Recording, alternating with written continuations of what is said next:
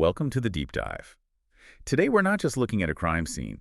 We are plunging into a world that's really built on speed, on secrets, and just catastrophic consequences. Yeah, and you really have to picture the setting to get it. I mean, it's Los Angeles.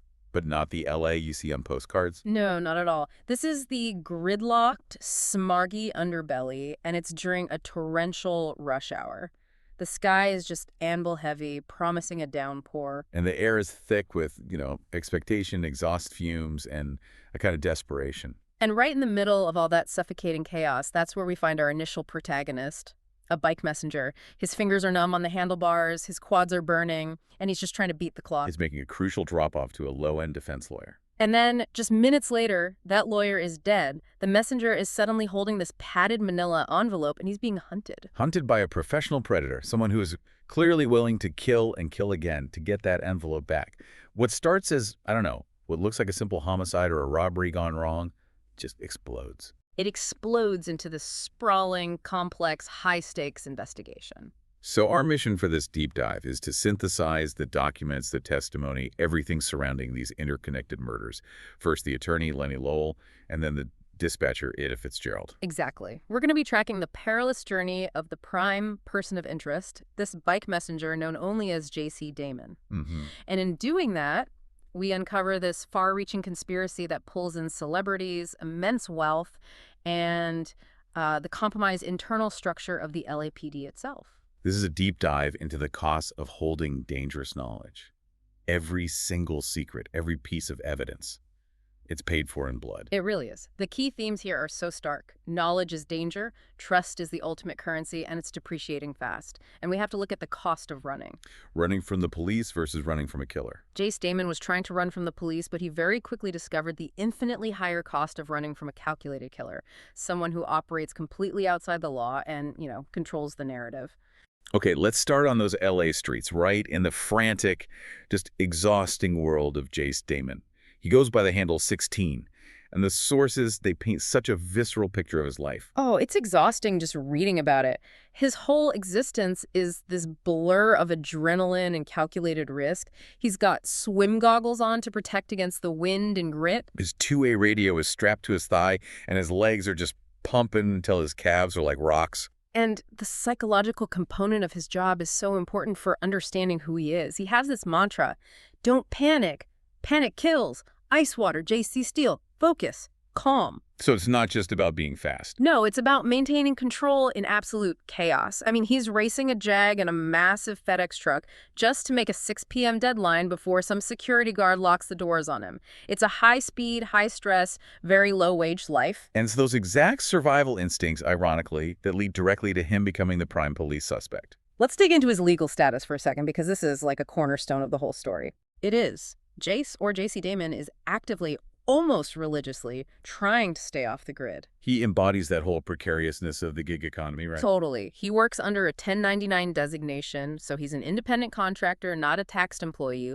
He gets paid cash, under the table. He has zero paper trail with banks, utilities, government agencies, nothing. And we really need to unpack why. I mean, why go to such extreme lengths? It's not just about avoiding a little bit of tax. Not at all. It's a shield. It's a necessary, high-stakes legal and financial shield for his younger brother, Tyler. And Tyler is, 10 years old? 10 years old and a certified genius. We're talking a 168 IQ, speaks fluent Mandarin. He lives in Chinatown under the protection of the Chens, a family who treats him like a golden child. So Jace's fear is that if he ever gets into trouble, even minor trouble, the state would step in. Social services, yeah. They'd step in instantly, and Tyler would be put into the foster care system. So the entire no-paper-trail life is designed to make Jace invisible to social services, all to protect Tyler's stability. Precisely. Right. And that is the catch-22, isn't it? This whole evasion technique designed to protect his family. It makes him extremely vulnerable the second he crosses paths with law enforcement. The moment he's linked to a crime scene, his lack of an official existence, the cash payments, the aliases. It all makes him look like a professional fugitive. He's an immediate flight risk, and he's the most logical suspect in what looks like a robbery homicide. That structural problem protection from the state means vulnerability to the law. That's what drives this whole thing forward. Absolutely. So let's get to the client he's rushing to meet, Lenny Lowell. We have to set the scene of his office. because it's just this brilliant piece of LA grit. It really is. Lowell's office is tucked into this strip mall, and it's described as an oasis of amber light in an otherwise dark strip. And what's in that strip with him? Well, you have a yoga studio, a psychic reader, and a nail salon that is, let's say, openly frequented by hookers. So that immediately tells you everything about the kind of clientele Lowell serves. He's not some big corporate lawyer. No, he's a defense attorney operating right on the edges of society. And Lowell himself is so distinctive. He's like a character straight out of an old movie, wears these baggy suits, always has a cigarette hanging off his lip, wears hats. And Messenger lore paints a pretty vivid picture of him. Oh, yeah. He was notorious for being cheap, just impossible to please, always frustrating to deal with. The source material even mentions this annual messenger tradition. The Cranksgiving Piñata. The Cranksgiving Piñata, yeah. They'd make one in the image of their least favorite attorney. and the fact that Lowell was consistently the target of that, well, that tells you everything you need to know about his popularity. He definitely wasn't winning any friends. So the delivery itself seems pretty routine at first. Jace picks up a padded manila envelope. Lowell warns him, keep it dry, waving this big, bony hand. Mm-hmm. And then there's this weird little detail. The tip. The $20 tip, a rare act of generosity from him. And he makes this joke that counterfeiting is all Russian mob now. It's such a classic setup. You know that package is contraband. And the routine, the normal day, it ends the second. Jace steps out of that office. We should probably slow down and describe the attack because it is so brutal and precise. Yeah, we have to. He is immediately assaulted by this figure he mentally nicknames Predator. And this wasn't a random mugger. This attacker was focused entirely on the package Jace was carrying. So Jace is fighting for his life, but also for this package he knows nothing about. He swings an elbow, connects so hard that he hears a bone cracked nearly as loudly as the gunshot had. The attacker grabs his braids, hits him hard with the gun butt, rips his cheap plastic poncho. A gunshot goes off. The gun butt glances off Jace's helmet. Right. But he somehow manages to escape, tumbling down this narrow corridor. And the sheer brutality of it and the singular focus of the assailant, who completely ignored Jace's wallet and his bike, it forces Jace to this terrifying, inescapable conclusion. Someone's trying to kill me. Yeah, which means the contents of that envelope are worth more than any amount of cash. Which, of course, leads him to break every rule in the messenger handbook and open it. He has to, and what he finds just confirms his worst fears. There's no cash, no note, just a waxy envelope holding photographic negatives. And when he holds them up to the light, they're blurry, grainy images. They suggest two people exchanging something, or maybe shaking hands. You know, the classic iconography of a secret payoff. blackmail. The analysis is instantaneous and it's accurate. This is high-level blackmail material. And Jace, this exhausted, anonymous bike messenger, has just become the unwilling custodian of a deadly, explosive secret. So while Jace is disappearing back into the city grid, desperately trying to figure out what he's holding, the scene he left behind is already attracting the heavy hitters of the LAPD. And this is where we switch gears to the official investigation, and we meet Detective Parker. Parker is a really critical figure here. He's described as a skilled but pretty cynical cop. Very cynical. He's a former robbery homicide division hotshot RHD who fell from grace, and now he's kind of paying penance by training new detectives. He feels sentenced to be bored to death. And RHD, that's the pinnacle for LAPD detectives, right? Yeah. They handle the biggest, most complex cases. The absolute pinnacle. So for him, this case, as low-end as it seems at first, is a chance to prove himself again, to claw his way back to professional respectability. But he's saddled with a partner he immediately puts on his shit list. Detective Trainee Ruiz, yeah. She's characterized by her attitude, her aggressive style, tight clothing, and we can't ignore the detail of the stiletto heels. That detail says so much. It's a brilliant piece of characterization. Stiletto heels are completely impractical for police work. You can't chase a suspect. You can't navigate rough terrain. It just instantly signals to Parker that she's more focused on her appearance and, like, aggressive posturing than on actual competence. The antagonism is there from the very first moment. Mm-hmm. It sets up all this internal drama that's coming. Definitely. So let's look at the victim. Lenny Lowell was murdered by massive trauma to the head. Parker observes the killer, enjoyed his work. And we have to pause and analyze that because that description is so important. If this was just a professional hit to get back some blackmail material, wouldn't it be cleaner, quicker, less visible? Right. Why the overkill? Is Parker just being cynical, or does this level of violence suggest a rage-filled motive? I think Parker's cynicism is warranted, but the evidence points to something more layered. The violence, it seems excessive for a simple cleanup. So it could be uncontrolled rage from the killer. Or, and this is a sharp read, it could be a killer who deliberately leaves a visceral, rage-filled signature to suggest personal passion, to mask the professional nature of the hit. So the killer wants the police to think this was a chaotic, personal event. Exactly. And the office scene reinforces that idea of chaos. It's cluttered, papers are strewn everywhere, drawers pulled out, suggesting a frantic search. What are the key pieces of evidence they find? Well, there's a 1974 bowling trophy, some framed photos of a racehorse and his daughter Abby, but most importantly, there's this cube-shaped black safe, maybe 2 feet square, and it was found open. One of the uniforms on the scene, Chwalski, confirms it. The safe was open and it seemed to contain only documents when they arrived. But that detail immediately clashes with what the daughter says. Exactly. And that's when Abby Lowell arrives. She's described as pretty confident, a law student who runs her father's philanthropic trust. She claims she was waiting for him at a fancy restaurant, Cicada. Right. And she provides the key missing detail. She says her father always kept cash in that safe. So if the safe was empty except for documents, where's the cash? The angle of missing money, which Jace could easily be blamed for, is established. And Abby gives them the critical timeline info that Lowell was waiting for a bike messenger around 6:30 p.m. That instantly puts Jace Damon at the center of everything. But this is the moment where Parker's experience really pays off. This is where the case just pivots violently away from a simple robbery. It's the notification itself. The phone call. The phone call. Abby claimed one of the officers called her on her cell to tell her her father was dead and asked her to come down. Parker knows instantly and absolutely. LAPD wouldn't tell you something like that over the phone. No, they dispatch an officer, they deliver a death notification in person. It's professional protocol, it's about respect. Which can only mean one thing. The person who called Abby was not LAPD. He was on the phone with the killer. Parker realizes the staggering implication, and the source material articulates it perfectly. Are you telling me I was on the phone with my father's killer?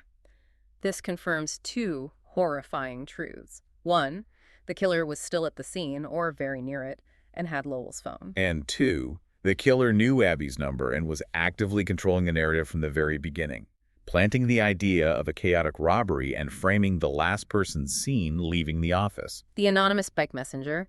This realization right here is the engine for the rest of the entire investigation. The killer wasn't just cleaning up a mess, they were executing a pre-planned frame job. With the bike messenger now the key person of interest, Parker's team starts the hunt. They begin checking with various courier services, which eventually leads them to speed couriers.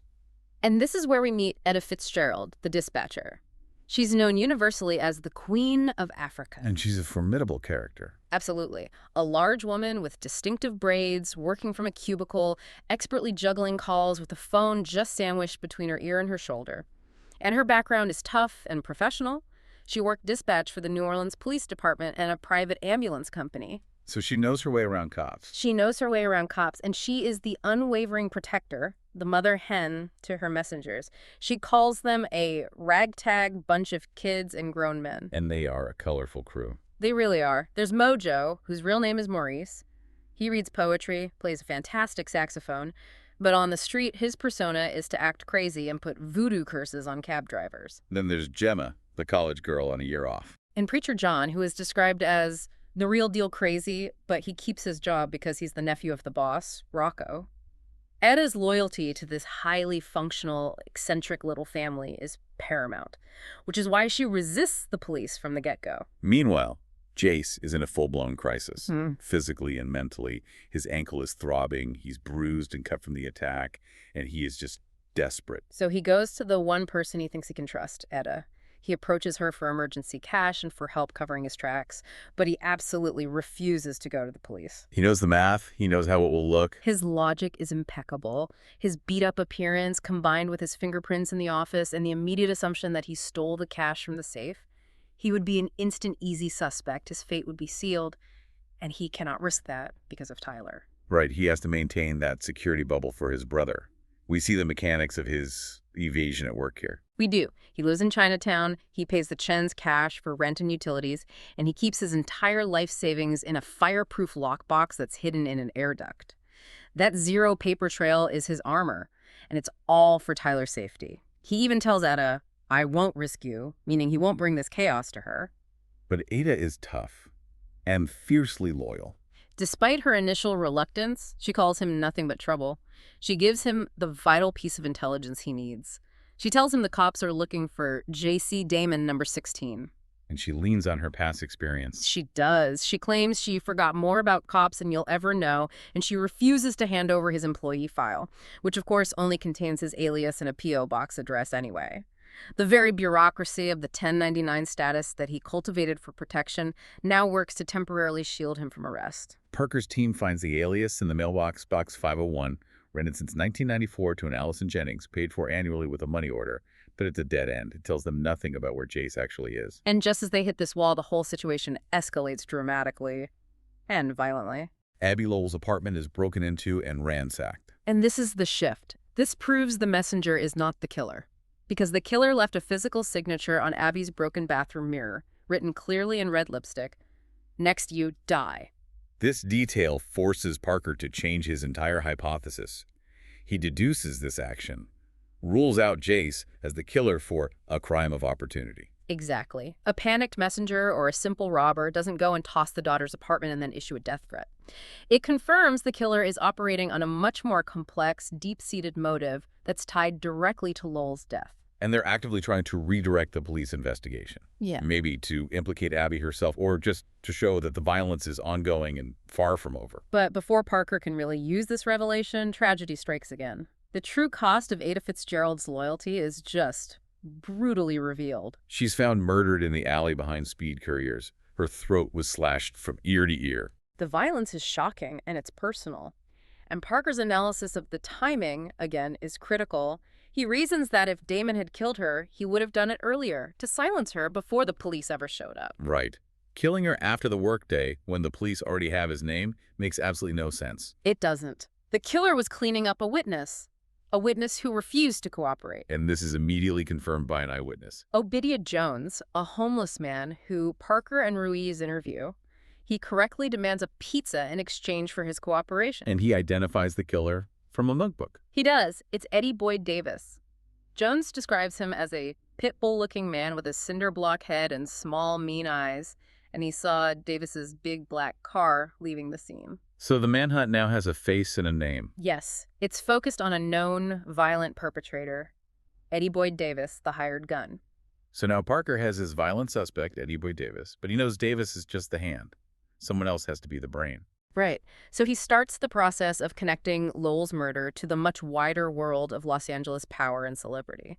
Specifically, the massive, high-profile Trisha Brown Cole case. And this is a huge leap in scale. A massive leap. Rob Cole, a big TV drama star, was accused of beating his wife's head in with a monstrously expensive, like $750,000 sculpture. So this brings in the real movers and shakers of the city. All of them. Trisha's father, Norman Crown, a bazillionaire philanthropist, her stepbrother Philip, a VP at Crown Enterprises, Rob Cole's high-powered defense attorney, Martin Gorman. Lowell, the chief strip mall lawyer, he was clearly just a low-level operative in a much, much larger blackmail network. And to gather intelligence in this high-end world, Parker turns to his relationship with Diane Nicholson. Yeah, she's the coroner's investigator. She's 42, takes no shit and no prisoners.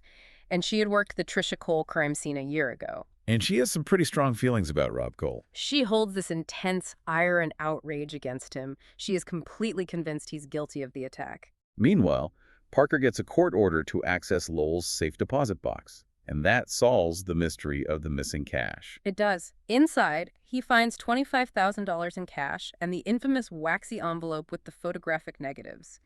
The cash confirms that Lowell was definitely running a blackmail operation.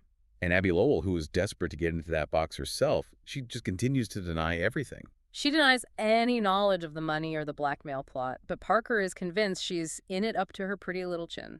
She's either actively involved or, at the very least, knowingly covering for her father's illegal activities. So as this external investigation is progressing, Parker starts to realize he's not just fighting the killer, he's also fighting his own department. Yes, the internal threat starts to manifest. We see it when Detective Bradley Kyle and his partner, who are RHD cops, show up at Lowell's low-end office. Which is a very unusual intrusion for such high-profile detectives. Extremely unusual. It's key to understanding the corruption here.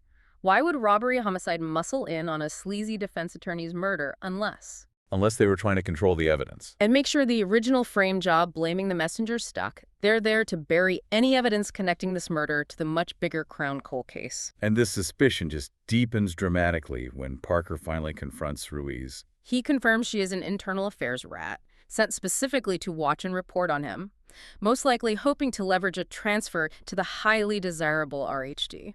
But her cover story is thin. Very thin. Parker knows her supposed IA supervisor died, and his own reliable contacts in Latin gangs confirm they've never heard of her, which suggests she just fabricated her background and her street contacts. Her mission isn't justice, it's career advancement through sabotage. And the conspiracy runs even deeper than just a few RHD detectives. It goes right to the top. Diane Nicholson, attending a DA fundraiser, overhears this damning conversation between District Attorney Girardello and Kyle. They're discussing Parker's name and a third, unknown name. So that confirms it. The conspiracy runs deep within the LAPD and the DA's office, and Parker is clearly the target of a high-level cover-up operation. Absolutely. So now Parker needs to track down Jace Damon, who had briefly been seen in a disguise, driving an unlikely vehicle that was reported leaving Abby Lowell's ransacked apartment. A Mini Cooper. A Mini Cooper, yeah. Parker tracks the car to Madame Chen in Chinatown. And Madame Chen is essential to Jace's life. She represents the surrogate family and the safety he's built for Tyler. She is fiercely protective. She lies immediately about the broken taillight on the car, claiming it was a luncheon hit and run. But Parker uses his detective skills, the specific damage, the partial plate, the description, to threaten her with accessory charges. He forces her to give up the car for lab testing. He does. And this confrontation leads Parker to finally meet Jace's younger brother, Tyler, the 168 IQ kid. Tyler is terrified of foster care, and he doesn't trust Parker at first. No, but Parker's genuine concern, combined with Tyler's desperate need to protect Jace, leads him to agree to help. And Madame Chen's loyalty is so significant here. She tells Parker that Jace is a good person. It reinforces that Jace is part of a loyal, functioning community, not just some lone fugitive. So Parker, though it's ethically compromised, he uses Tyler's vulnerability to gain Jace's trust. The stage is set for the climax. Jace, the hunted messenger, is finally ready to leverage the one piece of evidence he has, the negatives, to fight back. The tension now just ratchets up to an extreme level. Jace, bruised, desperate, running on nothing but adrenaline, he uses his two-way radio to contact Ruiz. And he sets up a drop at Pershing Square at 5:25 p.m. He's offering the negatives. But Parker knows Ruiz is compromised. He knows she's almost certainly tipped off Kyle and the conspirators. And he uses that knowledge to his advantage. He decides to use the meeting not as a chance to arrest Jace, but as a trap for Eddie Boyd Davis, the known killer. Jace knows what he's doing. He knows he's lying bait, fully expecting the blackmailer or the hitman to show up. Oh, yeah. He stashes his bike, the beast nearby. He's meticulously planned all his escape routes. This is a game of extreme risk for him. And Parker ups the ante in this. Well, it's a high-stakes ethical gambit. He uses Tyler as bait. It's a chilling moment. He calls Jace and issues this warning. If you fuck this up, like you fucked up Jace in the park, I'll kill you both. It's aimed right at Jace's protective instinct for his brother, and it ensures Jace will show up. So Parker sets up surveillance from the Biltmore Hotel, watching the whole drama unfold across the square.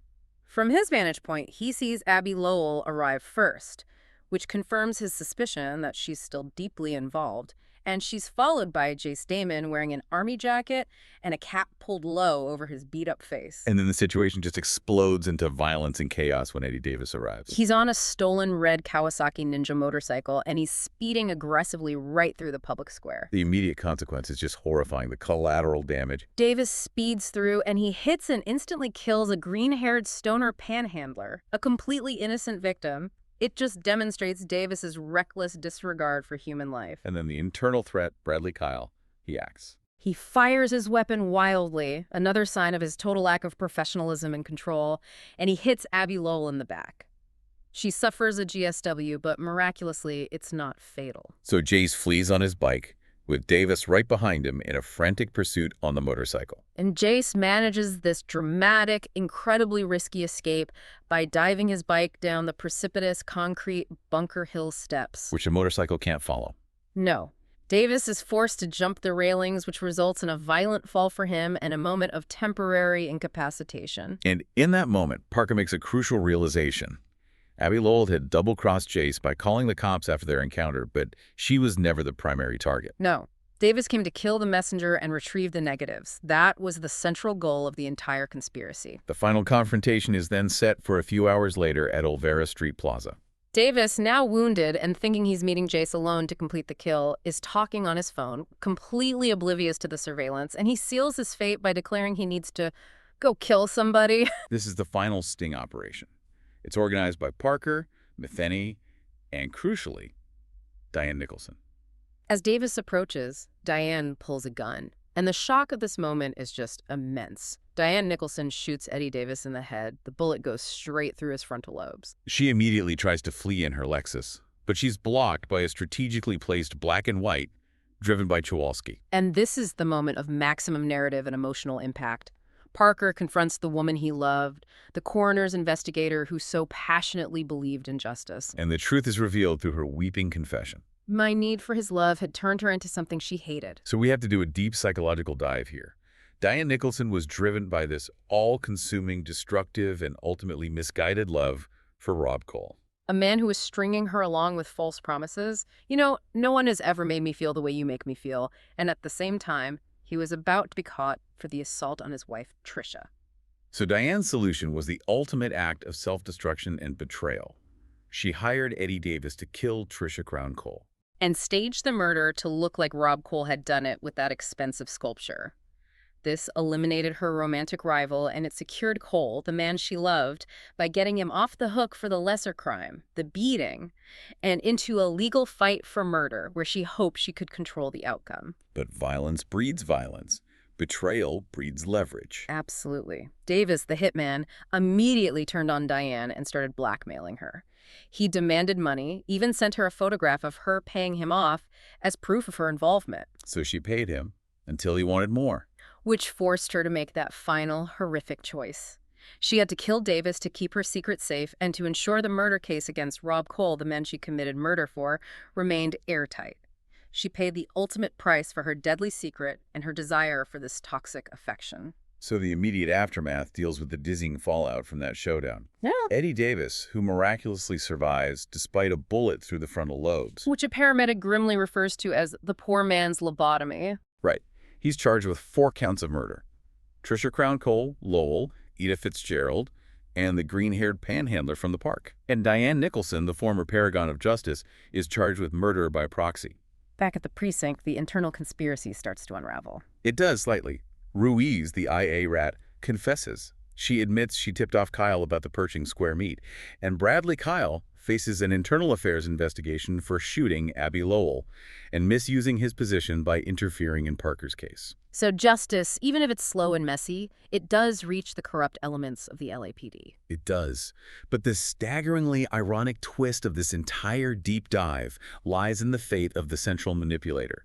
The man whose moral bankruptcy drove Diane Nicholson to murder and blackmail in the first place. Rob Cole. Rob Cole, the morally bankrupt emotional rapist who screwed over multiple women, is released from jail. He is free to sell his story as the good man wrongly accused. It's a damning commentary on celebrity justice. Absolutely. The system, fueled by celebrity and powerful legal maneuvering, focused on all the peripheral crimes, the murders, the cleanup, the cover-up, while the central figure who motivated the entire conspiracy through emotional manipulation just walks free. The collateral victims, they do see some form of justice. Abby Lowell recovers from her gunshot wound and sues the Crown Estate. And the photographic negatives that Jace risked his life for are finally developed. They reveal Trisha Crown Cole's X-rated videotapes confirming Cole's promiscuity and his manipulation of multiple vulnerable women. It was information Lowell would have used for maximum blackmail. And as for our protagonist, Jace Damon, Parker makes sure he gets a clean exit. He gives Tyler, the smart young helper, an honorary junior detective's badge. It's a symbolic recognition of his loyalty and his intelligence. But more importantly, Parker leverages his own hard-won connections. He introduces Jace to a movie director, Matt Connors, who is willing to pay Jace a generous price for his story. A price high enough to fund his college and his graduate school education.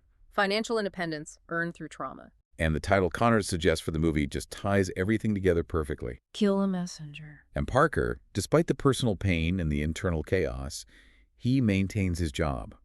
He successfully navigated and managed the most complex case of his career through sheer intellect and intuition. He exposed the corrupt elements both inside and outside the department. His redemption isn't a perfect ending, but it's found in a kind of stability. Visiting Diane in jail, which suggests a complex, enduring loyalty, and finding this renewed purpose in protecting Jace and Tyler. He didn't just survive the conspiracy. He secured the survival of the innocent people who were caught up in it. So what started with a wet, frantic rush-hour delivery ended up exposing this decades-long game of leverage and betrayal, a game that spanned from the low-end grit of a strip mall lawyer all the way to the high-stakes world of Hollywood celebrity. A routine job led to a blackmail operation, 2 frame jobs, and the shocking downfall of a powerful woman who was driven mad by a completely misguided love for a narcissist. And the narrative gives us this chilling reflection on the title, Kill the Messenger. We saw 3 messengers in this story, really. Lowell, who chose to sell the truth. Ida, who chose to protect the truth holder. And Jace, who chose to hold the truth. The first 2 were silenced just for their proximity to the information. Jace survived precisely because he held that critical information and refused to give it up to anyone he couldn't trust. It just underscores that the truth is never cheap, and those who act as conduits for it often pay the ultimate bloody price. We rely on these information conduits all the time, messengers, reporters, dispatchers, to move dangerous knowledge through society and uncover secrets. So given the sheer bloody price of truth that we've revealed in this deep dive, if you suddenly found yourself holding a secret that could expose and destroy the powerful figures in your life, how many people in your inner circle would you truly trust to keep that secret safe, or to protect you from the inevitable cleanup crew?